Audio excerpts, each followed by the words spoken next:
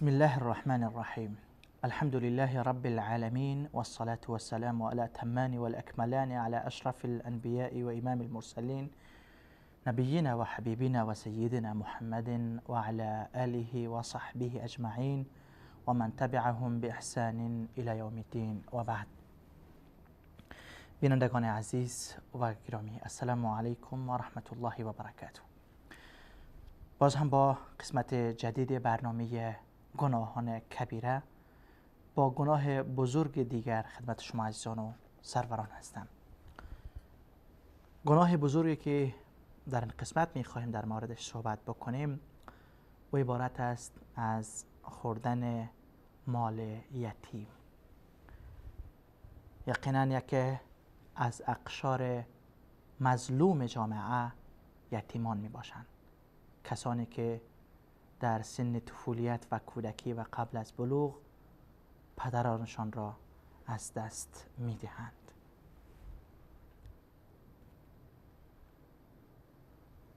در مورد خوردن مال یتیم آیات الله متعال خیلی با شدت از این کار معنی می کند و کسانی که مال یتیم را می خورند برای آنها عذابهای دردناک را الله متعال وعده می کند. خداوند در آیه 10 سوره نساء می فرماید که ان الذين يأكلون اموال اليتامى ظلما انما يأكلون في بطونهم نارا و سيصلون سعیرا. یقینا کسانی که مال یتیمان را میخورند به ظلم، در حقیقت اینها آتش را دارند میخورند. اینها مال یتیم را نی، بلکه آتش را دارند میخورند و در قیامت هم در آتش سوزان وارد میشوند و سیصلون سعیرا، و به زودی اینها در آتش سوزان جهنم وارد میشوند. پس خوردن مال یتیم گناه بزرگ است، جنایت عظیمی هست. الله متعال در این آیه فرمودند که کسانی که مال یتیمان را به ظلم میخورند اینها در حقیقت در شکمهایشان آتش را دارند پر میکنند، آتش میخورند. اما این که به ظلم بخوره و غیر ظلم نخوره این چی است؟ در آیت آمد که یقینا کسانی که مال یتیمان را با ظلم میخورند اینها در حقیقت آتش میخورند. علما در این مورد میگویند که از آیه دیگه استدلال میکنند. الله متعال در آیه دیگری چنین توضیح میدهد: من کان غنیا فلیستعفف. من کان غنیا فلیستعفف. هر کسی که غنی هست، محتاج نیست، نیازمند نیست، او باید عفت و پاک نفسی اختیار بکند، از مال یتیم نخورد. اما کسی که سرپرستی یتیم را به دوش دارد خودش فقیر است، محتاج است. و من کان فقیرا، و کسی که فقیر باشد فلیأکل بالمعروف، او به طریقه درست و به طریقه شایسته باید بخورد. یعنی چی؟ کسی یتیمی دارد، یتیم میتونه از خویشاوندانش باشد یا میتونه یک اجنبی باشد، از دور باشد. مثلا برادرزادهش هست، نواسهش هست، خواهرزادهش هست، پسر عموش هست، یا یک یتیم بیگانه که نمیشناسه، از دور است. مثلا اگر این کسی که سرپرستی یتیم را به دوش میگیرد خودش انسان ثروتمند است، نیازمند نیست، محتاج نیست، فقیر نیست، حق ندارد از مال یتیم بخورد. این باید پاک نفسی خود را حفظ بکند. اما اگر کسی که سرپرستی یتیم را به دوش دارد، فقیر است بیچاره، چیزی ندارد و میخواهد که به این یتیم احسان بکند که او را سرپرستی بکند. خب سرپرستی با چی میکند؟ پول ندارد، فقیر است، خودش محتاج است. اینجا شریعت اسلامی میگوید که این انسان باید به طریقه معروف بخورد. طریقه معروف چیست؟ علما میگویند طریقه معروف این است که در مال این یتیم تجارت بکند، سرمایه او را برش حفظ بکند، از منافع مال یتیم میتواند که استفاده بکند، چون نتیجه کارش هست، زحمت میکشد، روی مال یتیم تجارت میکند و یتیم را سرپرستی میکند، سرمایه یتیم را برایش حفظ میکند، از منافعی که به دست میآید میتواند که بخورد. چند قول در مورد این خوردن با معروف علما ذکر میکنند. میگویند یکی این است که به طور قرض میتواند که بخورد. مثلا کسی یتیمی را نگهداری میکند، سرپرستی میکند، یتیم صاحب مال است، اما این کسی که سرپرستی یتیم را به ذمه گرفته است فقیر است. این میتواند که از مال یتیم به طور قرض مبلغ معینی میبردارد، $1000 $2000 میبردارد، میخورد، مصرف میکند، اما یادداشت میگیرد، نوشته میکند. وقتی که آن یتیم بزرگ شد و جوان شد و این مرد پول داشت، باید قرض او یتیم را پس بپردازد. و قول دوم این است که خوردن به معروف این است که اسراف نکند، به اندازه ضرورتش بخورد، از ضرورتش بیشتر نخورد، چون این یتیم را سرپرستی میکند، از مال یتیم هم یتیم را سرپرستی میکند، هم به اندازه نیازمندی خودش طبق ضرورت میخورد.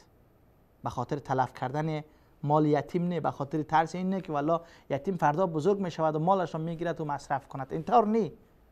فقط به خاطر ضرورت در بدل سرپرستی یتیم چیزی از مال او میخورد که امرار معاش خود را از آن طریق اگر میکند تا این حد اشکال ندارد.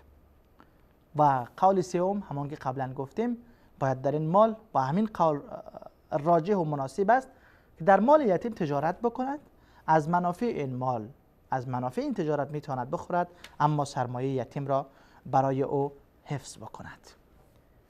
سرپرستی کردن یتیم بر علاوه این که خوردن مالی از او گناه بزرگ هست، مثل این است که انسان آتش را میخورد، اما کفالت یتیم، سرپرستی یتیم عمل عظیمی هست، ثواب بزرگی دارد.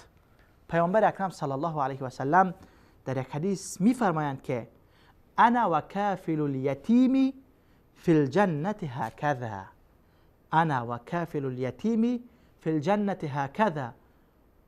من، پیامبر اکرم صلی الله علیه و سلم میفرمایند که من و سرپرست یتیم در قیامت مثل این دو انگشت می باشیم. فاصله میان این دو انگشت چی است؟ هیچ. یعنی سرپرست یتیم در جوار من و در کنار من می باشند. در روایت دیگر پیامبر اکرم صلی الله علیه و سلم می فرمایند که من ضم یتیما من المسلمین الى طعامه و شرابه حتی یغنیه الله تعالی اوجب الله له الجنه الا ان یعمل ذنبا لا یغفر. کسی که یتیمی را به خود جمع می کند، یتیمی را میارد و سرپرستی او را می کند، تربیت او را می کند، چیزهایی که او نیاز دارد به او مهیا می کند، خداوند برای این انسان بهشت را واجب می گرداند، مگر اینکه گناهی بکند که او گناه اصلا بخشیده نشود، مثل شرک. اگر مشرک بود، مشرک که بخشیده نمیشه. اگر یتیم را هم کفالت بکند، مشرک بخشیده نمی شود. اما غیر از مشرک، هر مسلمانی، هر مؤمنی اگر یتیمی را کفالت می کند، الله متعال برای او بهشت را واجب می گرداند. در حدیث دیگر میاد پیامبر اکرم صلی الله علیه و سلم می فرمایند که من مسح رأس یتیم لا یمسحه الا لله. کسی که دست میکشد بر سر یتیم و این کار را فقط به خاطر رضای الله انجام میدهد، هیچ نیت دیگری ندارد، کان له بكل شعرة مرت علیها یده حسنه، در بدل هر موی آن یتیم که زیر دست این مرد قرار گرفته است برای انسان یک حسنه نوشته می شود. و کسی که با یک یتیم یا یتیمه احسان می کند و نیکی می کند، من و او در روز قیامت، پیامبر صلی الله علیه و سلم می فرمایند که من و او انسان در جنت مثل این دو انگشت می باشیم. مردی آمد نزد ابودردا رضی الله عنه، گفت اوصینی بوصیه، یک وصیت بکن مرا، نصیحت بکن. باید ما برویم نزد علما، نزد نیکان و صالحان، برویم از آنها وصیت بخواهیم، نصیحت بخواهیم. مرد از ابودردا پرسان میکند که من را وصیت بکن. ابودردا رضی الله عنه برش گفت که ارحم الیتیم و ادنیه منک، بر یتیم رحم کن، شفقت کن و او را با خود نزدیک کن. و اطعمه من طعامک، از چیزی که خودت میخوری، از غذایی که خودت میخوری با او هم بده. فانی سمعت رسول الله صلی الله علیه و سلم، من از پیامبر صلی الله علیه و سلم شنیدم مردی آمد پیش پیامبر صلی الله علیه و سلم شکایت کرد. کی میگوید؟ ابودردا میگوید من نزد رسول الله بودم که مردی آمد شکایت کرد. گفت ای رسول الله، دل من خیلی سخت است، دل من خیلی سخت است. از قسوت قلب خود، از سختی قلب خود نزد رسول الله شکایت کرد. پیامبر صلی الله علیه و سلم برش گفت که اگر میخواهی که دلت نرم شود، پس یتیمی را با خود نزدیک بکن، بر سر او دست بکش و از طعامی که خودت میخوری به او هم بده. فان ذلک یلین قلبک، یقینا این کار دل تو را نرم میکند. سرپرستی یتیم عمل بزرگی هست. ما در جوار رسول الله با سرپرستی یتیم میتونیم در بهشت قرار بگیریم. از بعضی سلف حکایت می شود که میگوید من در اول عمرم انسان گناهکاری بودم، هر گناهی میکردم، هر گناهی را انجام میدادم. روزی مشیت الهی بر این بوده که با یتیمی سر بخورم. این یتیم را با خود به خانه بردم، برایش طعام دادم، لباس دادم، او را حمام بردم، شستشو دادم، همان گونه‌ای که پسر خود را یا بهتر از فرزند خود او را شستشو می دادم، نظافت او را مراعات می کردم و او را معزز می داشتم، گرامی می داشتم، مثل این که فرزند خود را گرامی بدارم و یا اینکه بیشتر از او. میگه بعد از این سرپرستی این یتیم را که به دوش گرفتم، انسان گناهکاری بود. میگه شب در خواب دیدم، که قیامت برپا شده است، حساب و کتاب می شود. من مرد گناهکاری بودم. الله متعال امر کرد که ببرید این را. ملائکه ها آمدن من را طرف آتش، طرف جهنم می کشیدن، می بردن. در مسیر راه وقتی که من را به سوی جهنم می بردن، دیدم همان یتیمی که سرپرستی او را تازه شروع کردم سر راه ما ایستاد می شود و گفت که ای ملائکه های پروردگار من، شما صبر بکنید که من در مورد این مرد نزد خداوند شفاعت کنم، سفارش کنم. ملائکه ها گفتن نه خیر، خداوند به ما امر کرده که ما این را به سوی جهنم بکشیم. میگوید اینجا صدای آمد از بالا، الله فریاد کرد که ای ملائکه ها صبر بکنید تا این یتیم در مورد این مرد سفارش بکند. اینجا این یتیم سفارش کرد و من را ملائکه ها رها کردند و به سوی بهشت روانم کردند.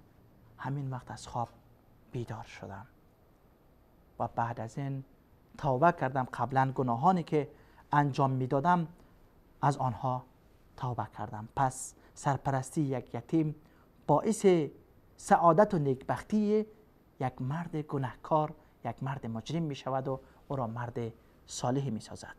در حدیث دیگر پیامبر اکرم صلی الله علیه و سلم می فرمایند که بهترین خانه، خیر البیوت بیت فیه یتیم یحسن الیه، بهترین خانه ها را اگر ما ببینیم خانه کدام یکی از ما خوب هست، پیامبر اکرم صلی الله علیه و سلم فرمودند که بهترین خانه همان خانه ای است که در او یتیمی هست، اما چطور؟ با او یتیم نیکی می شود، احسان می شود، با او یتیم هیچ ضرری نمی رسد، او معزز و گرامی پنداشته می شود. بدترین خانه کدام است؟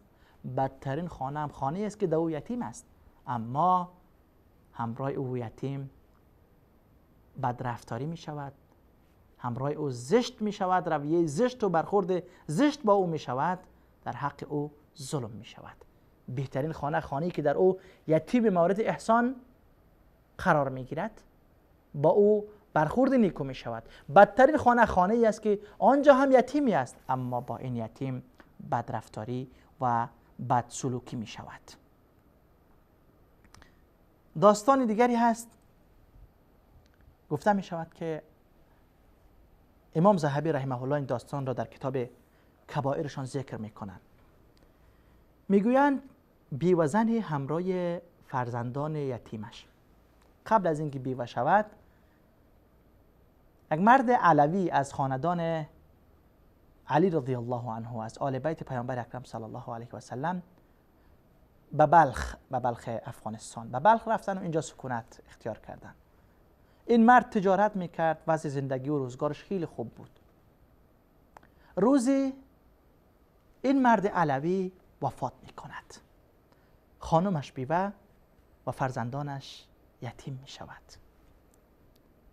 این خانم اینجا احساس خوف میکند، از بلخ بیرون میشود، به یکی از شهرهای دیگر خراسان میرود. به یک منطقه شب میرسد، به یک قریه میرسد که در او قریه کلان قریه یا قریه دار یک شیخ مسلمان است و ضامر قریه یک مرد مجوسی یا آتش پرست است. این خانم میگوید که من رفتم در این قریه، فرزندانم را در یک مسجد که مخروبه بود، فرزندانم را در مسجد گذاشتم و رفتم به سراغ غذای برای این یتیمانم. میگوید رفتم اول نزد همان شیخ مسلمان، در اطرافش مردمان جمع بودن، رفتم پیش او و وضعیت خود را برش حکایت کردم که در بلخ شوهرم وفات شد، ما علوی هستیم، از آل بیت پیامبر هستیم، با فرزندانم اینجا آمدیم. میگوید این شیخ برام گفت که ثابت بکن چی سند داره که تو علوی هستی و از آل بیت پیامبر هستی. گفتم میگه که من هیچ ثبوتی ندارم، اینجا ما در این شهر و در این قریه بیگانه هستیم، جدید آمدیم، کسی را نمیشناسیم. میگه پس او رویش را از ما گرداند و به ما هیچ کمک نکرد. میگوید از اینجا بلند شدم با دل شکسته و غمگین، رفتم در ضامن همون قریه را که مرد مجوسی بود، در او را در زدم. آمد این مرد مجوسی، برای شکایت کردم که من خانم علوی هستم، شوهرم وفات کرده، یتیمایی با خود دارم، به غذا و به کمک نیاز داریم. و از آن شیخ مسلمان هم میگه برش گفتم که ما نزد او رفتیم، از من سند و ثبوت خواست، من هیچ مدرک و اسنادی ندارم، در اینجا کسی را نمیشناسم، بیچاره و لاچار هستم. میگوید این مرد مجوسی فوراً خانمهایش را با ما همراه کردن، رفتن دختران مرا، خانمهاش از اون مسجد آوردن، ما را در خانهشان جا دادن، عزت کردن، طعام دادن. شب که شد، اون شیخ مسلمان خواب میبیند. در خواب میبیند که پیامبر اکرم صلی الله علیه و سلم بیرق در دست دارند، قیامت است آن طرف هم قصر زیبایی که با انواع و اقسام احجار کریمه ساخته شده است. قصر زیبایی است، یاقوت دارد، زمرد دارد، مرواری دارد، از انواع اقسام و انواع احجار کریمه ساخته شده است. این شیخ مسلمان میگوید که از پیامبر صلی الله علیه و سلم در خواب است، در خواب میبیند. از پیامبر صلی الله علیه و سلم پرسیدم که این قصر مال کیست ای رسول الله؟ میگوید که پیامبر گفت که این قصر لرجل مسلم موحد، این قصر مال یک مسلمان موحد است. شیخ گفتم میگه که ما مسلمان موحد هستم. پیامبر گفت میگه که چه ثبوت داره که تو مسلمان موحد هستی؟ شیخ میگه اینجا فوراً متحیر شدم که ما چه ثبوت دارم؟ هیچ ثبوتی ندارم اینجا.